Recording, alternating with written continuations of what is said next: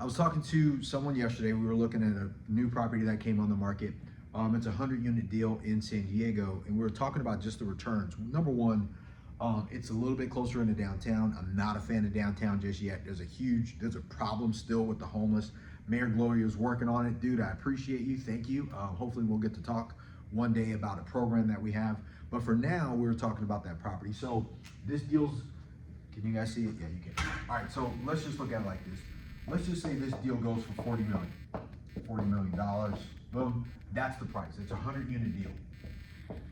Right, we'll just keep the numbers there because it's on the market. There's no price point yet, it's to be determined, but I know this property, the location, somewhere around $400,000 a unit, that's a good deal. So even in a situation like this, we were talking about, like, and you've heard me say it over and over again, best place to put your money, because it isn't, right now the debt market's not friendly. The interest rates of, a couple months ago, they were down, then a month ago they were down, and then shot back up right away. I wanna say the Treasury is somewhere around, 4.3 in there. So if we look at the Treasury being about 4.3, we know the rate's probably gonna be about 5.75, 5.25, no matter what. The point is this, the debt market's unfriendly. Even if you had to get this deal, you would have to put down, 50, maybe 55% on it, but let's just do my underwriting when the market's friendly, and we're gonna put down 40%, all right? So 40% down, we're gonna get 60% debt, and then this right here will be our equity, right? But if we were to do something like this, let's just round it off. Let's just say we'd have to put down on this deal, let's say we did a bad job and we had to put down 50%. We know we'd have to come in with about $20 million in equity for this deal. Let's just say that worked. And I'm talking about multiplying money here. Because when you know how much money you're gonna put down and you have an idea about what your returns are gonna be, you can make a good assessment whether it's a good deal or not. So whenever I'm looking at a deal, I think like an institutional investor. I'm not thinking like a mom and pop, because I wanna later exit my deals with more debt.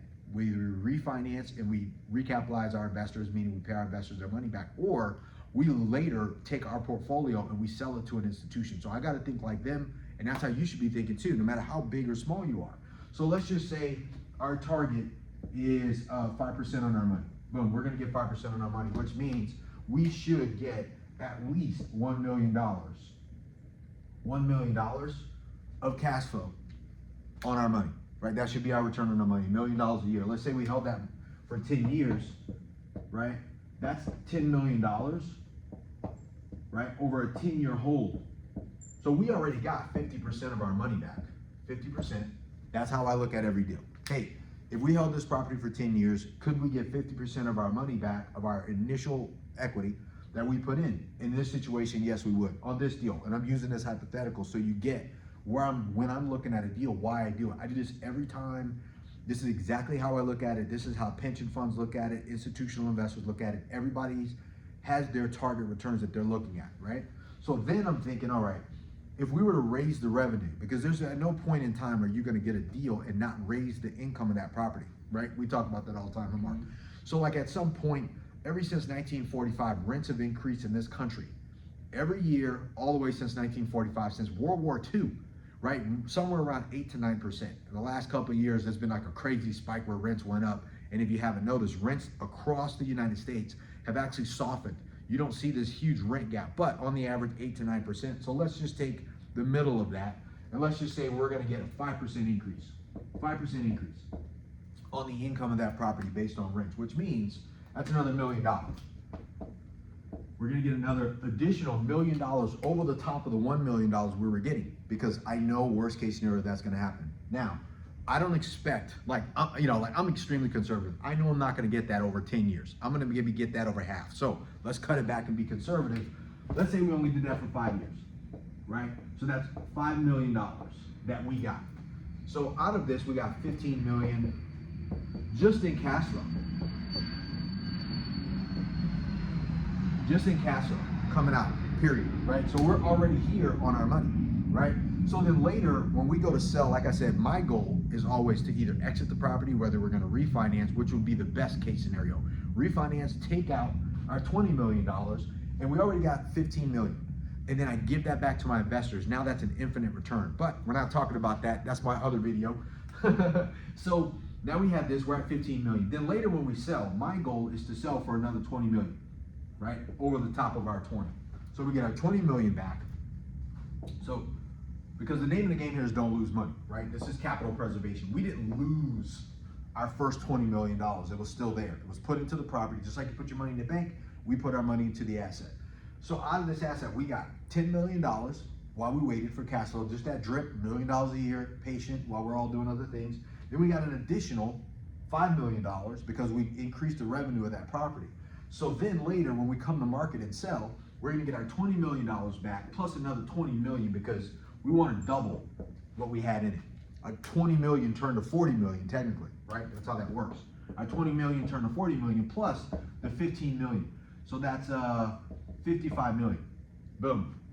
So on this initial investment of 20 million, that would turn to 55 million in this specific deal. That's a good deal. That's a what, 275% on our money, 275% on our money. Most deals can't do that. Most investments can't do that. And we talk about that.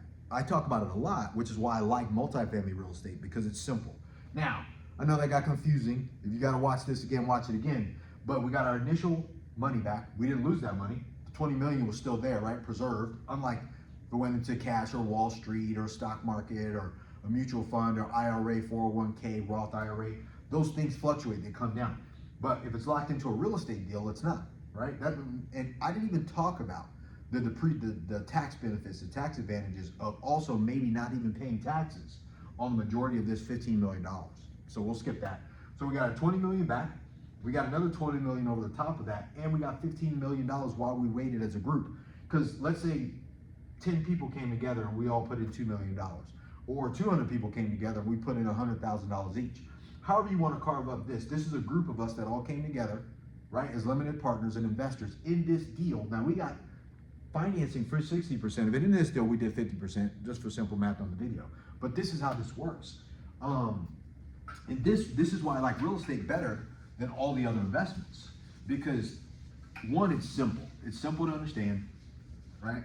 Than a lot of the other investments out there. You guys see me talk about this over and over and over again. But I wanted to share that with you as it relates to the returns on a deal, because I was talking to this with somebody.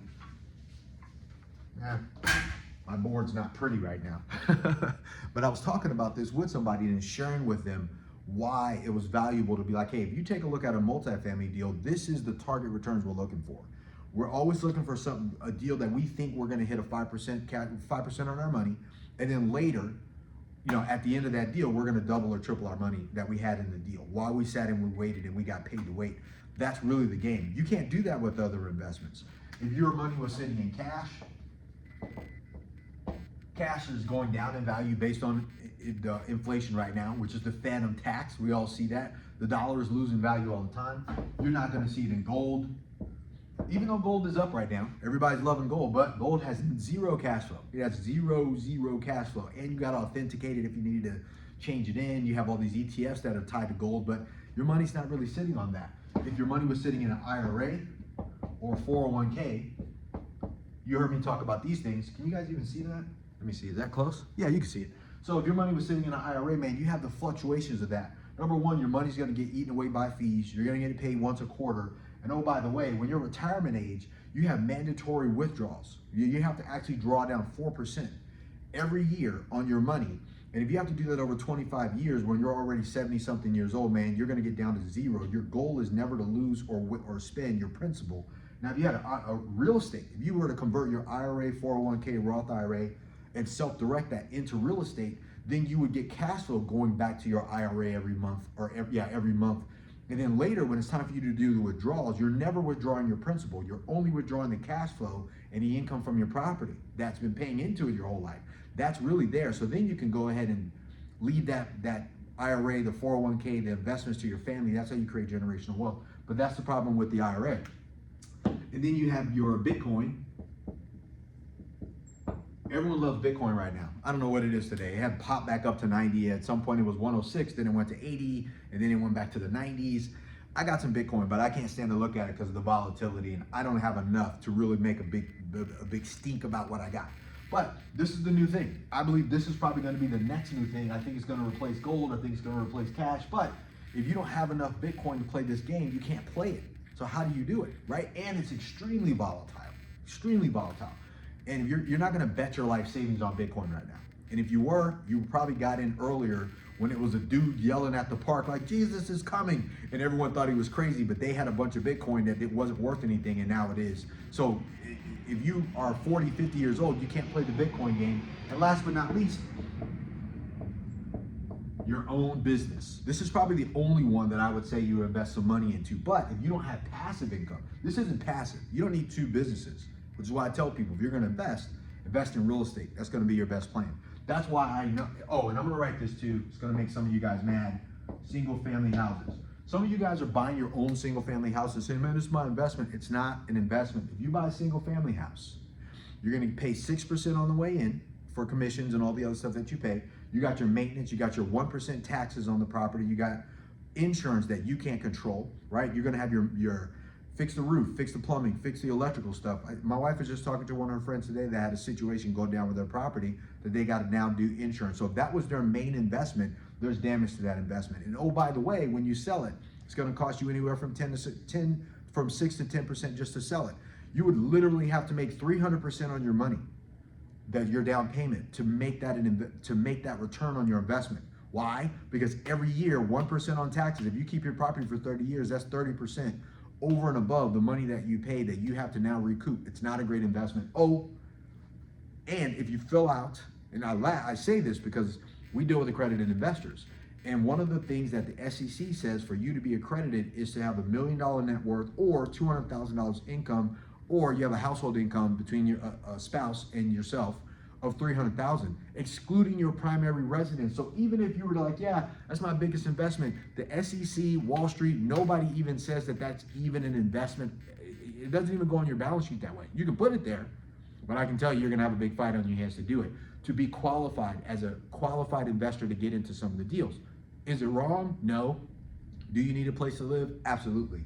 But don't confuse the fact that where you take your last dollar and say, I'm gonna buy a property and hope that it's gonna be better, like I said. So that's why I said multifamily real estate's better than these things. I know I went through this quickly, but I wanted to share this with you guys because I believe that it's important. So if you're thinking about investing, invest, but think through what the investments are. Like I said, when we're looking at a target return, 5% return on our money and a double at the end, that makes sense. We're always looking for that. But don't confuse the fact that when I say real estate, that I'm talking about single family houses. I'm not. Do I buy them, and have I? Of course, but I treated them like a toilet, man. I get on them, I use them, I flush it, and it's gone. I make that money and I go do another one. And I spend all of my time going after multifamily deals, raising money with my investors and making us money, because my responsibility is to my investors. If you guys need anything, let me know. I'm here for you, right? Go to bell-capital.com. You can hit the link there. It says get started, or you can schedule a call, talk to myself, somebody on my team, and we will help you and answer any questions you have about investing with us. Oh, let me show you this before I go. Man, I'm at my office. Me and Mark are in here. Look at the jets and stuff like that over there. Dude, isn't that beautiful? This, like most of the people that come here, they're all real estate guys. They own real estate companies. Russell Wilson from the football player, he has an entertainment company or whatever it's called, and their jet was over here the other day as well. So come sit down with us, man. Like I said, we would love to have you either as an investor or come to one of our educational classes where we actually go through wealth strategies, wealth education about investing, money, real estate, taxes, how to secure your future and create generational wealth for you and your family. But that's why I do this, because I want to help you. I didn't have a mentor to help me with my wealth when I was young, and I promised that I want to help a lot of people do what I do. That's why I make trainings and videos like this. So if this helps you, let me know. Like this video, share the video, comment on the video, give it a thumbs up or give it a thumbs down. Don't be a hater and a hider at the same time. And all you people out there that have something smart to say that don't have any pictures on your icons, I get it. But I need you guys too, man. So keep watching. I appreciate you. Let me know if this helps you. Leave it in the comments. I'd love to hear what you feel or what you say, or if you have questions about what we're doing and how I can help you too. All right, let's get after it today. I can't get my eyes off of this thing, man. Look, every one of you guys should aspire to have a private jet, fly private, do those things in your business, in your life, take your family on vacation. I see people getting out of these jets all the time with their wives, with their kids, flying here whether it's their jet or they chartered it. That should be an experience you have. I see this all the time, so I almost take it for granted. But I'm here for you, and this is where we have some of our meetings. So we want to have you here and come and sit down and talk about your financial future, your investments, your real estate, your business, your company, and helping you expand and grow for yourself. All right. So I know that went long. I appreciate you guys. Let's get after it. Boom.